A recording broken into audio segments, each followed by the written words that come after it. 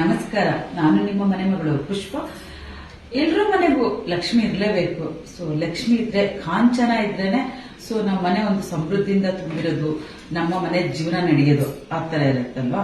So Lakshmi ಆಕರ್ಷಿತ ಆಗ್ಬೇಕು ಅಂದ್ರೆ ಏನ್ ಮಾಡ್ಬೇಕು? 9 ಬೆಲ್ಲದ ದೀಪನ ನಿಮ್ಮ ಮನೇಲಿ ಹಚ್ಚಬೇಕಾಗತ್ತೆ. ಬೆಲ್ಲದ ದೀಪ ಯಾವ ತರ ಮೇಡಮ್?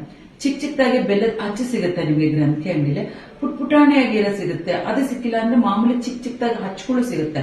ಈ ತರ ಹಚ್ಚನ ತಗೊಂಡ್ಬಂದು ಶುಕ್ರವಾರ ದಿನ ತಲೆಗೆ ಸ್ನಾನ ಮಾಡಿ ಆ ಒಂದು ಕಳಸನೆಲ್ಲ ಶುದ್ಧಿ ಮಾಡಿ 9 ದೀಪನ ಇಟ್ಟು ನೀವು ಬೆಲ್ಲ ಇಟ್ಬಿಟ್ಟು ಬೆಲ್ಲದಲ್ಲೇ ತುಪ್ಪ ಹಾಕಿ ತುಪ್ಪದ ಬತ್ತಿ ರೆಡಿ ಮಾಡ್ಕೊಳ್ಳಿ. ಆ ಒಂದು ತುಪ್ಪದ ಬತ್ತಿನೆಲ್ಲ ಹಾಕಿ ನೀವು ದೀಪ ಹಚ್ಚಿದಾಗ ನಿಜವಾಗ್ಲೂ ಎಷ್ಟು ಪಾಸಿಟಿವ್ ಎನರ್ಜಿ ಬರುತ್ತೆ ಅಂದ್ರೆ ನೀವೇ ನಂಬೋದಕ್ಕಾಗಲ್ಲ, ಅಷ್ಟು ಚೆನ್ನಾಗಿರುತ್ತೆ.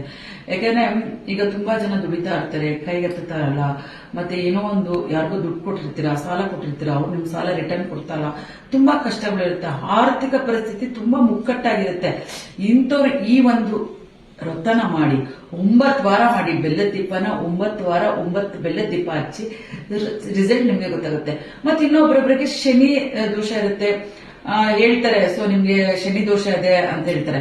ಅವರು ಕೂಡ ಅಷ್ಟೇ ಶನ್ಮಾತ್ಮ ದೇವಸ್ಥಾನದಲ್ಲಿ ಹೋಗ್ಬಿಟ್ಟು 9 ಬೆಲ್ಲದ ದೀಪನ 9 ವಾರ ಹಚ್ಚಿದ್ರೆ ಅವ್ರಿಗೆ ಏನೇ ಒಂದು ಶನಿ ದೋಷ ಇದ್ರು, ಏನೇ ಒಂದು ದೋಷಗಳಿದ್ರು ನಿವಾರಣೆ ಆಗುತ್ತೆ, ಬೇಗನೆ ನಿಮ್ಗೆ ರಿಸಲ್ಟ್ ಕೊಡುತ್ತೆ. ಸೊ ಅನುಭವದ ಮಾತು. ವಿಡಿಯೋ ಇಷ್ಟ ಆದ್ರೆ ಶೇರ್ ಮಾಡಿ. Thank you so much.